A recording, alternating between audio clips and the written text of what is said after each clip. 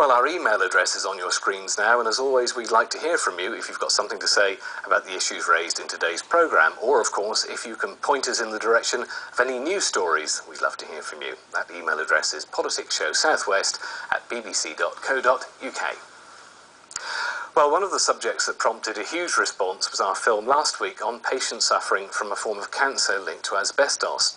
They're calling on the NHS to fund a treatment they say can prolong their lives. We featured Ron Bonfield from North Devon. Now, Ron has mesothelioma, a cancer in the lining of the chest wall. He told us how he was exposed to asbestos as a plumbing and heating engineer and had spent £22,000 on a treatment in Frankfurt called chemoembolization, where drugs are injected directly into a tumour. He says it's transformed his health and now he's in remission.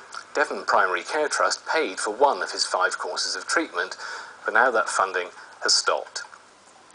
We were inundated with emails, many of you telling us similar stories. Helen Pitcher told us she'd had to pay for chemoembolization treatment in Germany and is now in remission. She wrote, "By paying for the treatment in Frankfurt, I've saved the NHS the cost of 6 sessions of chemotherapy, which was the treatment plan being offered by my oncologist. Surely if the NHS is willing to pay for chemotherapy, they should pay for chemoembolization, which is cheaper."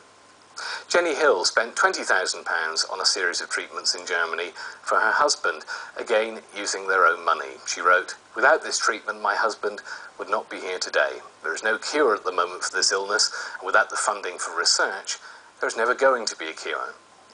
Mary Toms wrote, "Currently my husband is well, playing tennis and living a normal life. This would not have been the case if he had not had the treatment in Germany." Gary Meager wrote, "I've been to Germany at a cost of £24,000. How much more evidence of benefit to patients do the PCTs need to enable them to understand the benefits are apparent?" And finally, Veronica White, who's also having the treatment, emailed, "It is so unfair that the treatment is not available here. Professor Dr. Thomas J. Vogel, who's pioneered the treatment, has offered to bring over a mobile unit and show health professionals here how to do it. We don't want to die or give up." Business people in